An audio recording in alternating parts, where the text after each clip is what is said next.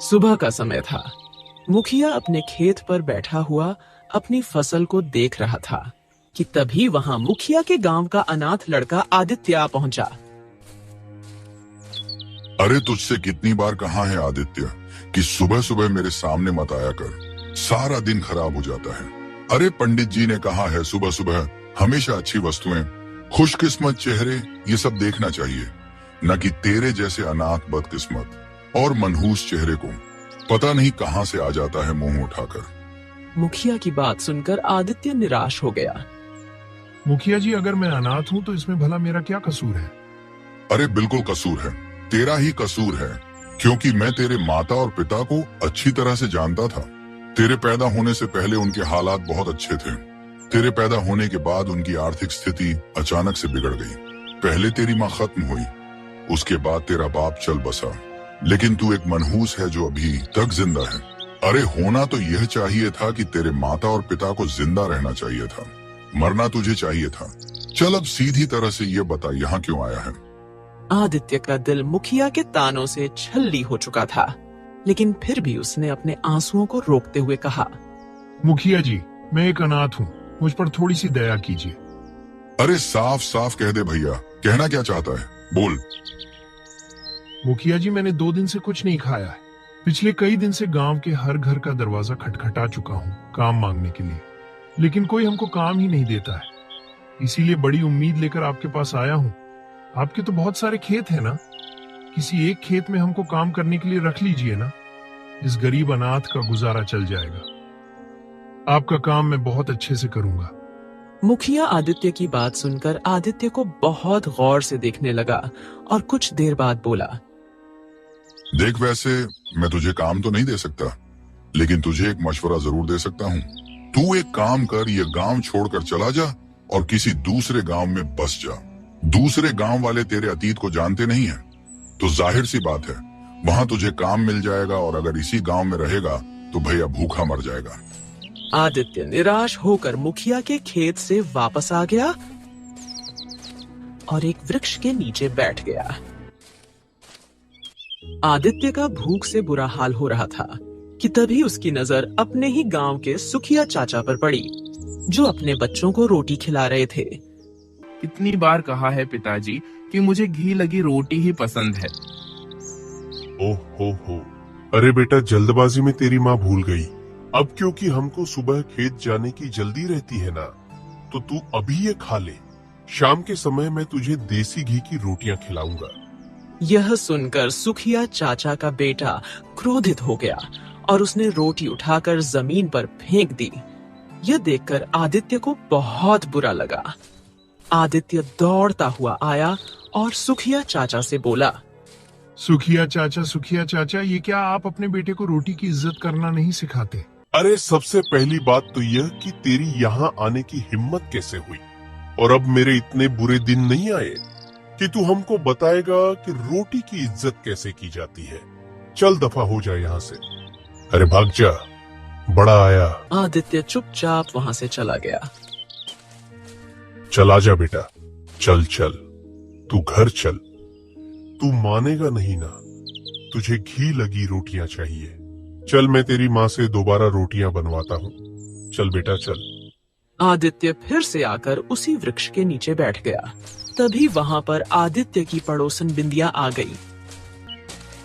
बिंदिया के माँ बाप भी बहुत ही ज्यादा गरीब थे। अरे आदित्य, तेरा चेहरा क्यों उतरा हुआ है? आदित्य ने सारी घटना बिंदिया को बताई। बिंदिया की आंखों में आंसू आ गए। यह संसार कुछ ऐसा ही है। किसी के पास इतना है कि उसका बेटा रोटी की कदर नहीं करता और कोई एक एक दाने को तरस जाता है। लेकिन तू चिंता मत कर आदित्य, मेरा दिल कहता है कि तेरे दिन एक दिन जरूर बदलेंगे। काश मेरे घर पर रोटी होती तो मैं तुझे जरूर खिलाती, लेकिन तू तो जानता है कि मेरे माँ पिता और मैं सारा दिन मेहनत करते हैं, तब कहीं जाकर हम लोगों को रोटी नसीब होती है, वो भी भरपेट, नहीं केवल जीने के लिए। इतना कहकर बिंदिया की आंखों में आंसू आ गए और वो वहां से चली गई। आदित्य पीठ पर हाथ रखकर बैठ गया और बोला, अब मेरा तो हाल भूख से बेहाल होता जा रहा है। क्या करूं, क्या करूं? सोचता हूं कि चोरी करूं, लेकिन हमारे संस्कार हमको इजाजत नहीं देते। अगर पकड़ा गया तो वैसे भी गांव वाले हमको बख्शेंगे नहीं। आदित्य काफी देर तक पेड़ के नीचे बैठा रहा और उसकी भूख से हालत बिगड़ती चली गई। उसकी नजर बार बार उस रोटी पर पड़ रही थी जो सुखिया चाचा के बेटे ने झाड़ियों में धूल के पास फेंक दी थी। थक हार कर आदित्य वहां गया और रोटी को उठाकर साफ करने लगा। जैसे ही वो खाने वाला था, तभी एक मैना पक्षी, जो आम मैना से आकार में बड़ी और चाल में तेज थी, उड़ती हुई आई और आदित्य की रोटी छीन कर ले गई। मगर मैना पक्षी जंगल की ओर उड़ गई। मजबूर और भूखा आदित्य तड़पता हुआ मैना पक्षी के पीछे जंगल की ओर भागने लगा। काफी देर तक जंगल की गहराई में भागते भागते आदित्य एक तालाब के किनारे गिर गया। हाय रे मेरी किस्मत, एक रोटी जैसे तैसे हाथ लगी, वो भी एक पक्षी छीन कर ले गया। तभी वही मैना पक्षी उड़ती हुई आई और आदित्य को रोटी लौटा दी। फिर अचानक वो इंसानी आवाज में बोली, लगता है तू कुछ ज्यादा ही भूखा है, और भूखा ही रोटी की कीमत जानता है। मैना पक्षी के मुंह से इंसानी आवाज सुनकर आदित्य बुरी तरह चौंक गया। अरे बाप रे, अरे तुम तो मैना पक्षी हो, तुम मनुष्य की भाषा में कैसे बात कर सकती हो? हर बात का रहस्य होता है। यह भी एक रहस्य है कि मैं मनुष्य की भाषा में कैसे बात कर सकती हूँ, लेकिन हर रहस्य एक न एक दिन खुलता भी है। यह रहस्य भी एक दिन जरूर खुलेगा। पहले तू रोटी खाकर अपने पेट की आग बुझा। आदित्य तुरंत रोटी खा लेता है। उसे बहुत सुकून मिलता है। लगता है तू काफी दिनों से भूखा था। हाँ, मैं एक अनाथ हूँ। गांव में सब जगह काम मांगा, लेकिन किसी ने काम ही नहीं दिया। यह सुनकर मैना पक्षी चौंक गई। क्यों, क्या तुम्हारे गांव में काम नहीं है? अरे काम तो बहुत है, लेकिन मेरे गांव वालों की सोच बहुत बुरी है। दरअसल क्या है कि मैं एक अनाथ हूँ और उन्हें ऐसा लगता है कि अनाथ मनहूस होता है। मेरे गांव वाले अक्सर मुझे ताना मारते हैं कि मैंने अपनी मनहूसियत के कारण अपने माँ बाप को खो दिया। अच्छा, कोई बात नहीं, चिंता मत करो, समय उन्हें सब सिखा देगा। अगर तू चाहता है कि तू भूखा ना रहे तो तुझे एक काम करना होगा। कौन सा काम? क्या तूने ठाकुर गुर्जर सिंह की हवेली देखी है? यह सुनकर आदित्य चौंक गया। ठाकुर गुर्जर सिंह की हवेली तो वर्षों से वीरान पड़ी हुई है। कहते हैं कि बरसों पहले ठाकुर गुर्जर सिंह अपनी पत्नी के साथ किसी रिश्तेदार की शादी में गया था और फिर आज तक कभी वापस नहीं आया। मैं तुझे केवल यह बताना चाहती हूँ कि ठाकुर गुर्जर सिंह की हवेली के पीछे एक मंदिर है जो वर्षों से बंद पड़ा हुआ है। मैं चाहती हूँ कि तू उस मंदिर को खोले। मंदिर का बंद रहना शुभ नहीं है। ये लो, अजीब बकवास कर रही हो तुम। अरे मंदिर को भला मैं क्यों खोलूं? गांव वालों को नहीं पता क्या? और वैसे भी मुझे काम की जरूरत है, मुझे पुजारी नहीं बनना। जो मैं कहती हूँ उसे करके तो देख, तुझे रोज रोज भूखा नहीं रहना पड़ेगा। आदित्य गहरी सोच में डूब गया और कुछ देर बाद बोला, हाँ ठीक है, चलो मुझे मंजूर है। मैं कल ही उस मंदिर को खोलकर साफ सफाई कर दूंगा। और मैं तेरे साथ ही रहूंगी। हाँ देखो, मुझे तो कोई ऐतराज नहीं है, लेकिन किसी दूसरे के सामने मनुष्य की आवाज में बोलने की गलती बिल्कुल मत करना। हर कोई मेरी तरह नहीं होता है। हाँ, लोग तुम्हारे मुंह से इंसानी आवाज सुनेंगे तो डर जाएंगे और तुम्हें नुकसान पहुंचाने में कोई कसर ना छोड़ेंगे। हो सकता है कि वह तुमको मार भी दे। समझ गई?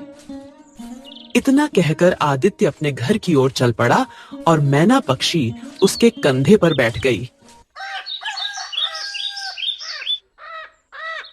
अगले दिन आदित्य सीधे ठाकुर गुर्जर सिंह की हवेली के पीछे गया, जहां एक मंदिर स्थित था।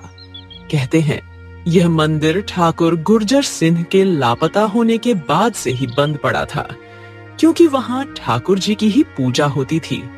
आदित्य ने मंदिर को खोला और सफाई करने लगा। तभी वहां इत्तेफाक से गांव का मुखिया आ गया।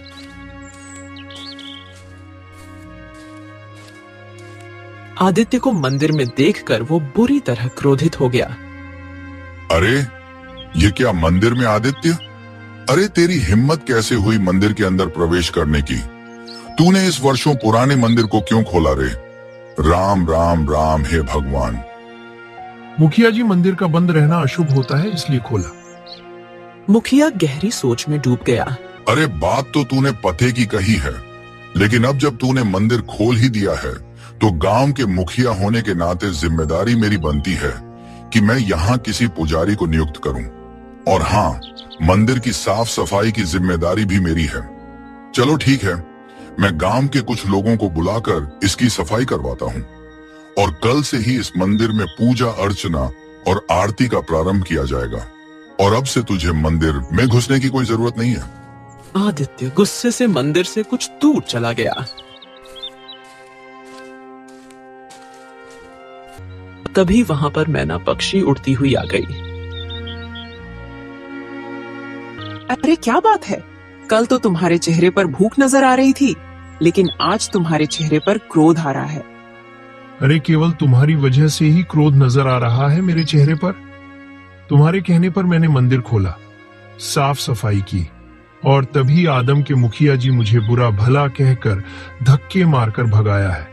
और कहते हैं कि पुजारी भी वही नियुक्त करेंगे और मंदिर की साफ सफाई भी वही करवाएंगे। और मैं तो मंदिर में भी नहीं आ सकता, ऐसा बोला। मैना पक्षी हंसने लगी। तो इसमें बुरा मानने की क्या बात है, भगवान तो मन में बसते हैं। ये सुनकर आदित्य चौंक गया। हो, तुम्हारी बातें तो मेरे समझ से बाहर है। अगर भगवान मन में बसते हैं तो मंदिर क्यों खुलवाया, बताओ। कभी कभी हमें कोई बात बहुत बाद में समझ आती है, इसका मतलब ये है कि वह बात समझने का अभी हमारे लिए समय नहीं है। अगले दिन से मंदिर में एक पुजारी की नियुक्ति हो गई और पूजा अर्चना का कार्य प्रारंभ हो गया। शाम तक मंदिर में सारे गांव के लोगों की भीड़ लग गई। आदित्य दूर बैठा मंदिर और वहां की भीड़ को देख रहा था। हाँ, देखो तो बड़ा ही विचित्र है ये संसार। कल तक लोग इस मंदिर के सामने से गुजर जाते थे और किसी को होश नहीं था कि यह मंदिर बरसों से बंद पड़ा है। मैंने मंदिर का दरवाजा खोलकर उसे साफ करने का प्रयास किया तो मुझे ही धक्के देकर बाहर निकाल दिया गया। और आज गांव वाले मंदिर में पूजा तो ऐसे कर रहे हैं जैसे यह मंदिर उनके मन में कितने करीब रहा हो, क्या कहें। तभी आदित्य की नजर एक भिखारी पर पड़ी जो मंदिर की सीढ़ियों पर बैठा था। ये तो बड़ी विचित्र बात है। इस भिखारी को तो मैंने कभी भी अपने गांव में देखा नहीं और ये गांव का है भी नहीं। अब ये अचानक से कहां से आ गया। भिखारी सबसे भीख मांग रहा था, लेकिन कोई भी उसे भीख नहीं दे रहा था। कुछ देर बाद आदित्य अपने घर चला गया। तभी वहां पर मैना पक्षी आ गई। मुझे तो अब भूख लगी है। सब्र करो, क्या तुमने मंदिर के बाहर सीढ़ियों पर उस भिखारी को नहीं देखा? हाँ, देखा है। और वो भिखारी है कौन, कहां से आया? कुछ समय बाद पता लग जाएगा। बस यूं समझ लो कि अब तुम भूखे नहीं रहोगे। आदित्य चुप हो गया। अगले दिन आदित्य सोकर उठा ही था कि तभी उसके कानों में उसी भिखारी की आवाज टकराई। एक रोटी दे दो, एक रोटी दे दो, देने वाले का भला होगा। मुझे वो रोटी चाहिए जो तुम्हारे लिए बेकार है।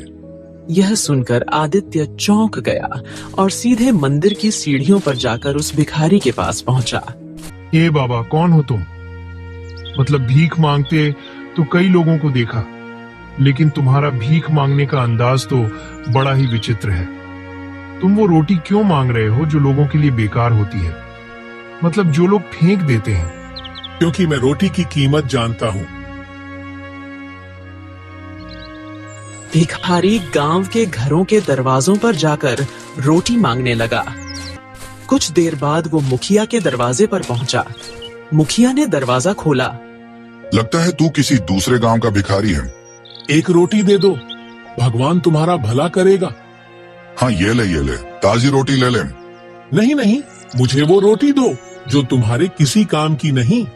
अरे लगता है कि तू पागल वागल है क्या? मैं तुझे ताजी रोटी दे रहा था, लेकिन शायद तेरी किस्मत में बासी रोटी ही लिखी है। अजी सुनती हो, जाकर वो कल की सूखी रोटी ले आओ जो तुम फेंकने वाली थी। वही चाहिए इसको। मुखिया की पत्नी रोटी ले आई और मुखिया ने वो सूखी रोटी भिखारी को दे दी। ये ले पकड़ और खा ले इसको। भिखारी खुश होकर वहां से चला गया और सीधे मंदिर की सीढ़ियों पर बैठकर रोटी खाने लगा। तभी वहां पर आदित्य आ गया। लगता है कि तुम भूखे हो। आदित्य ने सिर हिलाया। भिखारी ने तुरंत एक सूखी रोटी आदित्य को दे दी। पेट की आग को बुझाने के लिए रोटी काफी होती है। भूख यह नहीं देखती कि रोटी सूखी है या ताजी। भूख केवल रोटी चाहती है। आदित्य ने तुरंत वो रोटी खा ली। तभी वहां पर मैना पक्षी उड़ती हुई आ गई और आदित्य के कंधे पर बैठ गई। क्या कहा था मैंने तुझसे कि तुझे भूखा नहीं रहना पड़ेगा? आदित्य ने कोई उत्तर नहीं दिया। उस दिन के बाद से आदित्य रोज दोपहर और शाम को उस भिखारी के पास आने लगा और भिखारी रोज उसे वही सूखी रोटी दे देता। धीरे धीरे वो भिखारी गांव में सूखी रोटी मांगने वाला भिखारी के नाम से प्रसिद्ध हो गया। गांव के सभी लोग उसका मजाक उड़ाते, लेकिन आदित्य को ऐसा लगता था कि उस भिखारी में जरूर कोई बहुत बड़ा रहस्य छुपा हुआ है। समय ऐसे ही बीतने लगा और एक दिन आदित्य ने उस भिखारी से कहा, मैं तुमसे दोबारा पूछता हूँ बाबा, ये बताओ कि तुम सूखी और बासी रोटी ही क्यों लेते हो? क्योंकि मैं जानता हूँ कि रोटी की कीमत क्या होती है। अरे ये बात तो तुम पहले भी कह चुके हो, लेकिन मैं अभी तक समझ नहीं पाया कि तुम असल में कहना क्या चाहते हो। भिखारी आदित्य को मंदिर के पीछे ले गया, जहां एक खंडहर था जो झाड़ियों से ढका हुआ था। भिखारी ने झाड़ियां हटाई और आदित्य को अंदर ले गया। आदित्य ने देखा कि वहां भिखारी ने एकत्र की हुई ढेर सारी सूखी बासी रोटियां रखी थीं, जो अब पूरी तरह सूख चुकी थीं। ये क्या है बाबा? तुम रोटियों को यहाँ पे इकट्ठा क्यों कर रहे हो? क्योंकि कुछ समय बाद तुम्हारे गांव वाले भी रोटी की कीमत जान जाएंगे रोटी की कीमत। हाँ। इतना कहकर भिखारी वहां से चला गया। कुछ समय बाद आदित्य के गांव में भयंकर सूखा पड़ गया। सूखा इतना भयानक था कि गांव के सारे खेत बंजर हो गए और तालाब सूख गए। चारों ओर भूखमरी फैल गई। मुखिया मुंह लटकाए एक सूखे वृक्ष के नीचे बैठा था। तभी वहां सुखिया चाचा आ पहुंचे। अरे तुम तो गांव के मुखिया हो, कुछ तो करो, गांव में लोग भूख से तड़प रहे हैं। अरे मैं क्या कर सकता हूँ? गांव की धरती बंजर हो चुकी है। ऐसा लगता है जैसे उसने अन्न उगाना ही छोड़ दिया है। यहाँ तक कि गांव के सारे तालाब भी सूख चुके हैं। कुछ तालाब जंगल में बचे हैं, लेकिन वो बहुत दूर हैं। हम चाहकर भी वहां से पानी गांव तक नहीं ला सकते। अरे मुखिया, मेरे परिवार ने 2 दिन से कुछ भी नहीं खाया है। सारा अनाज खत्म हो गया है। क्या करूं? अरे सुखिया, तुम अपनी बात कर रहे हो। मेरा परिवार स्वयं 3 दिन से भूखा है, जबकि मैं गांव का मुखिया हूँ। और तो और मैं गांव के ऐसे कई परिवारों को जानता हूँ जो भूख से मरने की कगार पर हैं।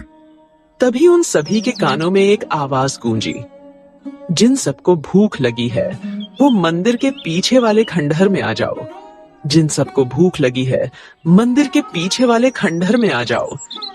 मुखिया चौंक कर उठा और सुखिया चाचा से कहा, ए सुखिया, ये तो वही भिखारी है ना जो गांव में अक्सर सूखी और बासी रोटी मांगता था।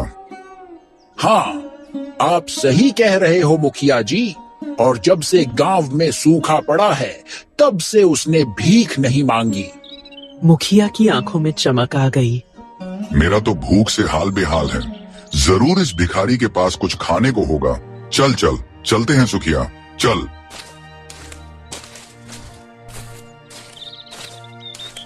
कुछ ही देर में मुखिया, सुखिया और सारा गांव दौड़ता हुआ मंदिर के पीछे खंडहर पर जा पहुंचा।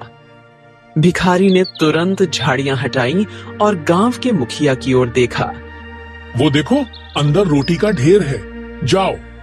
मुखिया जैसे ही अंदर गया, क्रोधित होकर बाहर आया। अरे यह क्या है भिखारी? अरे ये तो वही रोटियां हैं जो तूने हमसे भीख मांग कर ली थी और अब तू हमें ही खिलाना चाह रहा है, क्यों? देखो, अगर तुम्हें भूख लगी है तो तुम्हारे पास केवल यही खाना है, अन्यथा कुछ भी नहीं है, क्योंकि सूखे की मार केवल इस गांव में नहीं बल्कि पूरे राज्य में है। दूर दूर तक तुम्हें कहीं अन्न नहीं मिलेगा। जिंदा रहना है तो इस रोटी को खाकर ही जिंदा रहना हो। पिताजी, यह रोटी कैसी भी है, मुझे दे दो। मुझे बहुत तेज भूख लगी है। अगर मुझे रोटी नहीं मिली तो मैं मर जाऊंगा। हाँ पिताजी, रोटी दे दो। सुखिया ने तड़पते हुए अपने बेटे को गले लगा लिया। अरे मेरे बेटे, रो मत मेरे बेटे। सुखिया ने मुखिया से कहा, मुखिया जी, हम तैयार हैं। हम किसी भी तरह से अपने अपने पेट की आग बुझाना चाहते हैं। हाँ, और मैं भी। कुछ ही देर में सारा गांव उस खंडर से सूखी रोटियां उठाने लगा और उन्हें ऐसे खाने लगा जैसे उनके सामने कोई स्वादिष्ट व्यंजन परोसा गया हो। आदित्य यह दृश्य देख रहा था। मैना पक्षी उसके कंधे पर बैठी थी। आदित्य भिखारी के पास पहुंचा। देखा तुमने, यह होती है रोटी की कीमत।